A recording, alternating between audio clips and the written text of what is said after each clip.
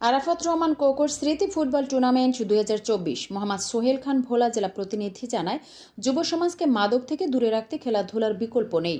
ভোলার বোরহানউদ্দিন উপজেলার বিএনপির আহ্বায়ক মাফরুজা সুলতানা বলেছেন, তরুণ প্রজন্মকে মাদক ও সামাজিক যোগাযোগ মাধ্যমের আসক্তি থেকে দূরে রাখতে সবাইকে খেলাধুলায় আরও বেশি সম্পৃক্ত হতে হবে।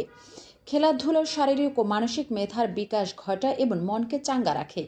তরুণ প্রজন্মের শারীরিক ও মানসিক বিকাশ খেলাধুলার গুরুত্ব অপরিসীম।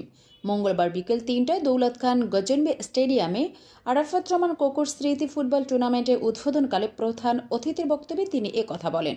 এ সময় উপস্থিত ছিলেন উপজেলা বিএনপির ভারপ্রাপ্ত সভাপতি ফারুক হোসেন তালুকদার, সহ সভাপতি নিজামুদ্দিন ভূঁইয়া, সাধারণ সম্পাদক শাহজাহান সাজু, বিএনপির নেতা আনোয়ার হোসেন কাকন, ভবানীপুর ইউনিয়নের সভাপতি মোহাম্মদ স্বপন, যুবদলের সদস্য সচিব আবু হেনা রিয়াজ, যুগ্ম আহ্বায়ক জহিরুল ইসলাম জহির সহ স্থানীয় নেতৃবৃন্দ।